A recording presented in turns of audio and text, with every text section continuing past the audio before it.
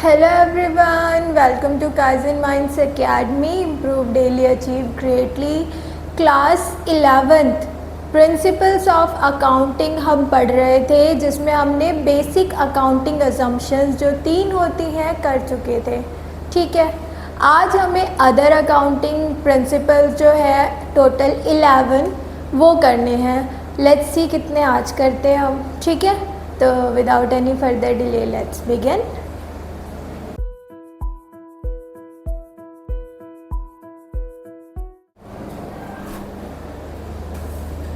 Okay, so accounting principles हम पढ़ रहे थे, जिसमें हमने बेसिक अकाउंटिंग असम्पशंस कंप्लीट कर ली थी. राइट, आज हमें पढ़ने हैं अदर अकाउंटिंग प्रिंसिपल्स जो 11 हैं, जिन्हें हम एक एक करके समझेंगे. तो सबसे पहला प्रिंसिपल है आपका बिजनेस एंटिटी प्रिंसिपल. देखो ये प्रिंसिपल क्या कहता है. ये प्रिंसिपल कहता है the owner is separate from the business, या हम इसका ऑपोजिट भी लिख सकते हैं. The business is a separate legal entity from its owner. तो हम इसको ऐसे ही लिख लेते हैं, ज़्यादा ठीक रहेगा. The business is a separate legal entity from its owner या proprietor. इसका मतलब क्या हुआ कि एक बिजनेस सेपरेट है अपने ऑनर से. दैट मीन्स ऑनर ने जो भी कैपिटल बिजनेस में इन्वेस्ट की है वो बिजनेस के लिए लायबिलिटी है. Business has to pay that back to the owner in case of winding up. ठीक है, समझ में आया. इससे क्या होता है, इससे इफ़ेक्ट क्या हुआ. अगर मैं इफ़ेक्ट की बात करूं तो इस प्रिंसिपल का इफ़ेक्ट क्या है. द ऑनर और proprietor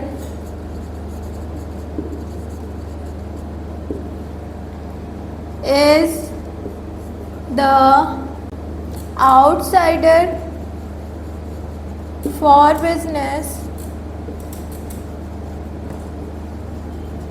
and the capital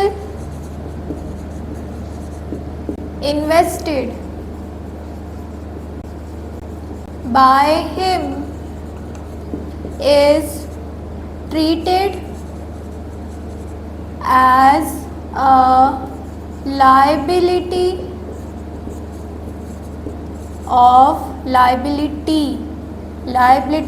of the business.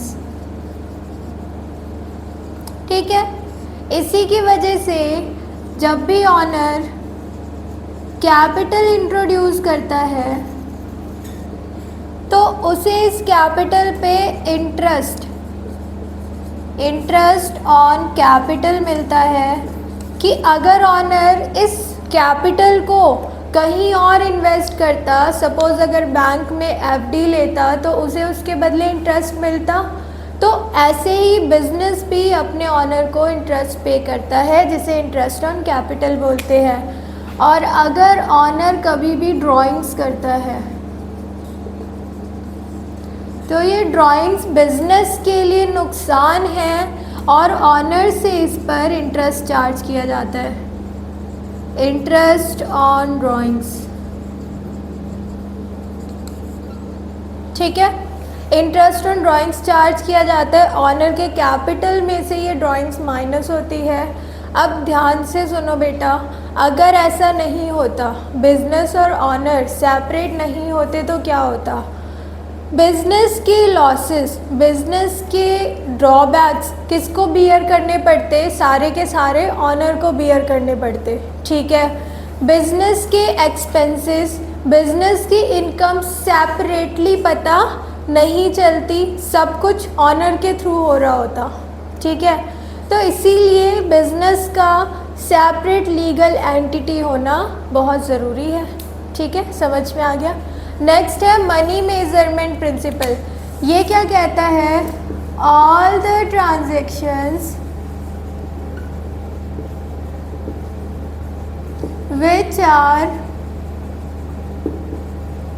which can be measured in monetary terms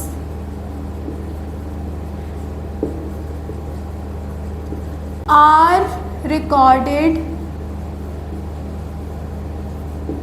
in the books of accounts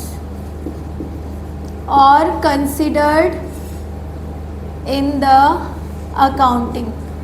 ठीक है, जो भी ट्रांजैक्शन है जिसमें पैसे की बात आ रही है, मनी की बात आ रही है, सिर्फ उन्हीं ट्रांजैक्शंस को हम रिकॉर्ड करते हैं। ह्यूमन एलिमेंट या इमोशंस को हम रिकॉर्ड नहीं करते। ठीक है, जैसे इसका ओके चलो देखो हम कहा थे एग्जाम्पल था ना, जैसे एक एग्जाम्पल लेते हैं, दो ट्रांजैक्शंस लेते हैं।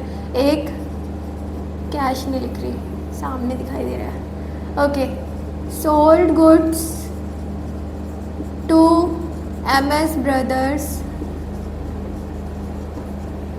फॉर ₹20,000। ठीक है। दूसरा, mister Ram the manager is very hard working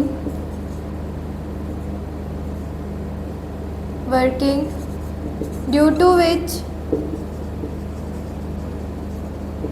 sales went up।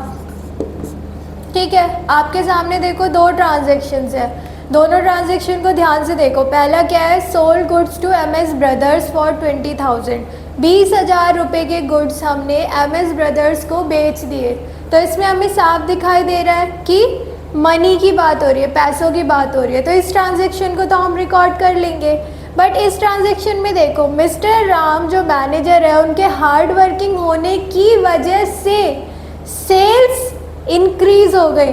But क्या यहाँ पे कहीं भी पैसों की बात है, मनी की बात है? नहीं है। तो इस ट्रांजैक्शन को हम रिकॉर्ड नहीं कर सकते। Accounting is based on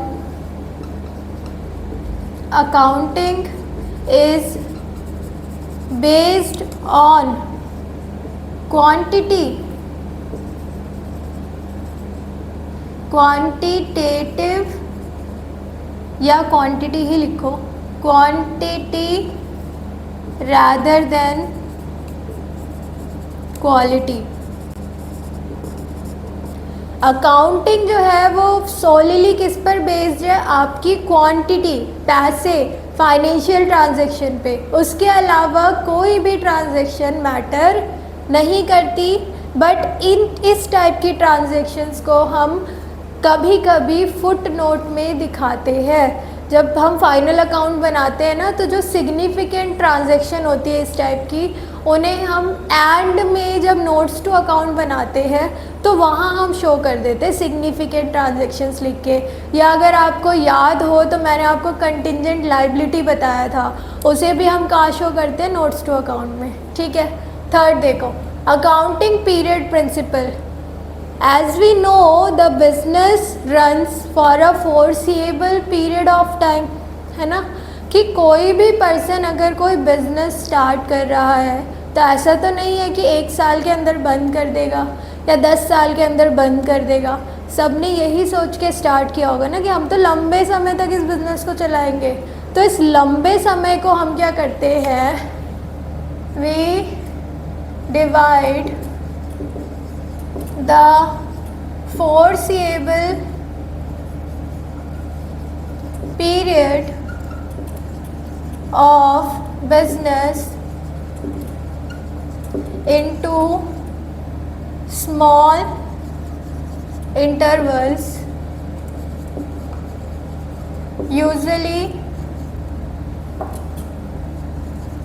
usually of 12 months, which is known as accounting period, ठीक है, अकाउंटिंग पीरियड या फाइनेंशियल ईयर। तो हमने क्या किया, ये जो लंबा समय है बिजनेस का उसको छोटे छोटे इंटरवल्स में डिवाइड कर दिया और इस इंटरवल को हम बोलते हैं accounting period. So according to this principle what we do, we divide the long term of business into small term short terms which is known as accounting period और फाइनेंशियल ईयर। ठीक है, तो ये जो फाइनेंशियल ईयर या accounting period होता है ये कब से कब तक होता है? जब आपने कॉमर्स लिया होगा पहले दिन से आपको ये चीज़ बताई जा रही होगी कि हम जो अकाउंटिंग करते हैं हम करते हैं 1 अप्रैल टू 31 मार्च, बताया था आपको। ये होता है आपका accounting year. Why we do this, why this principle? Because इस प्रिंसिपल से we can do comparison easily. Comparison कर सकते हैं हम कि इस साल और इसके नेक्स्ट ईयर, मतलब प्रीवियस ईयर और इस ईयर में क्या डिफरेंस है, प्रीवियस ईयर से कितना बेटर हम परफॉर्म कर रहे हैं या वर्स्ट परफॉर्म कर रहे हैं, परफॉर्मेंस पता चलती है कि कंपैरिजन कर सकते हैं, बिजनेस की परफॉर्मेंस पता चलती है।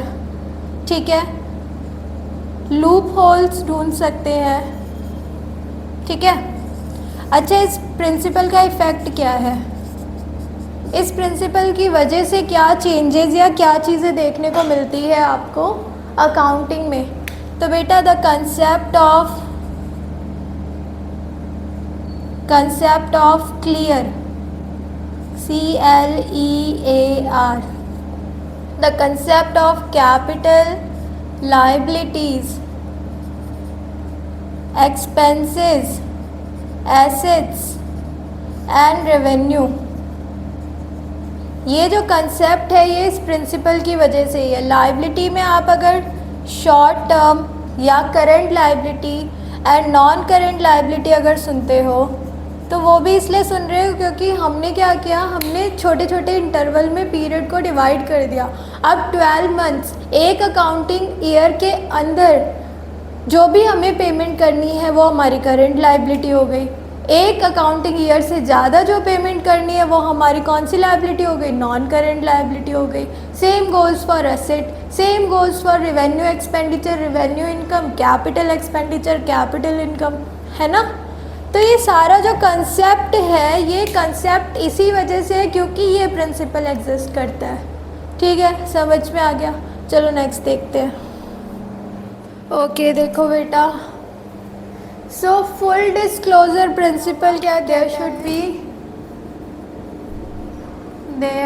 Should be complete and understandable reporting of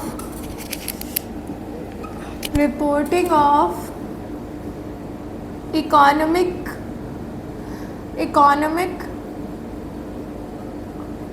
transactions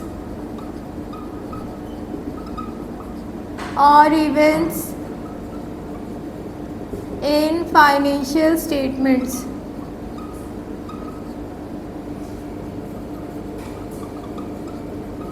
अच्छा इसका मतलब क्या हुआ? देखो कि जो भी ऐसी कोई भी इंफॉर्मेशन जो इकोनॉमिक नेचर की है, फाइनेंशियल नेचर की है और यूज़र्स को जाननी चाहिए, should be in your financial statements.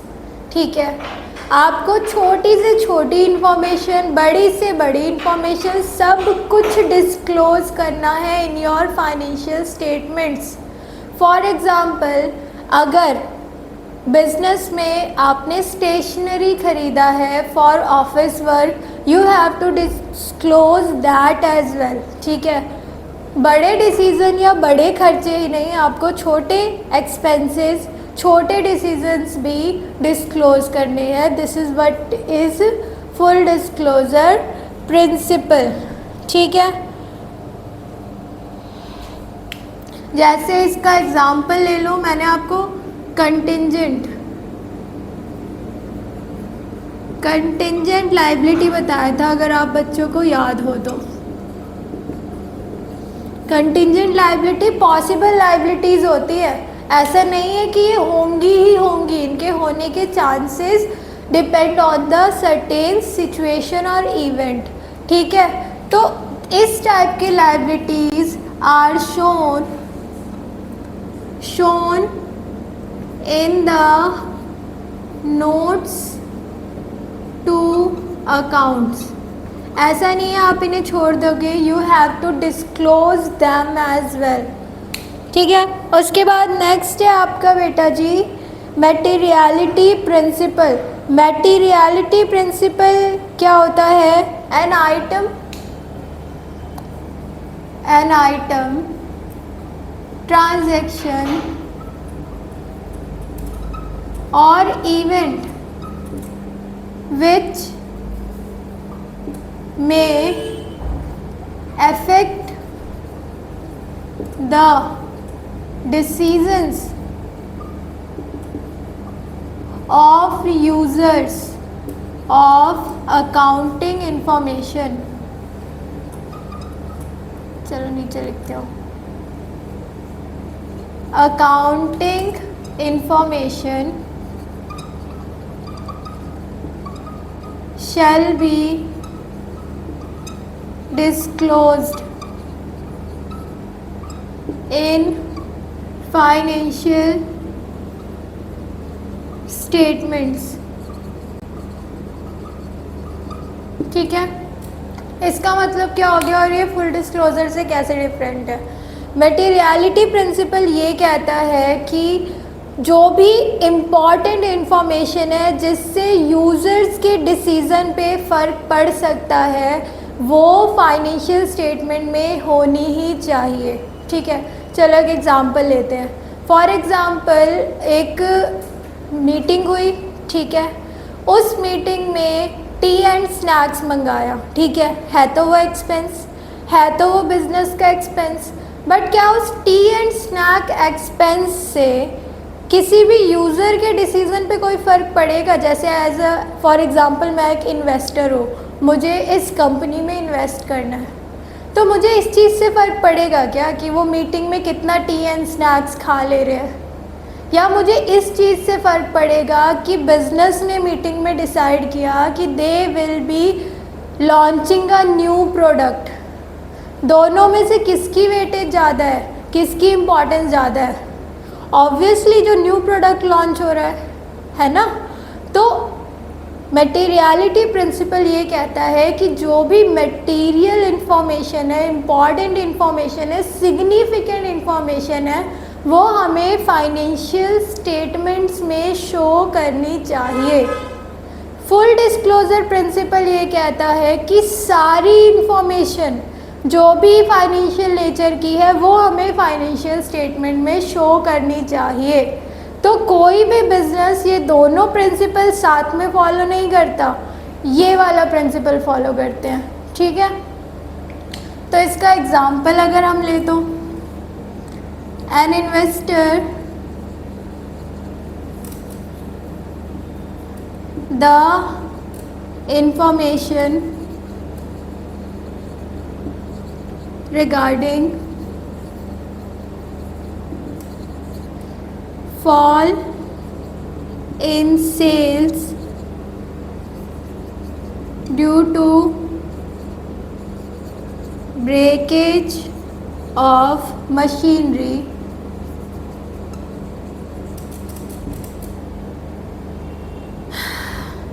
is more material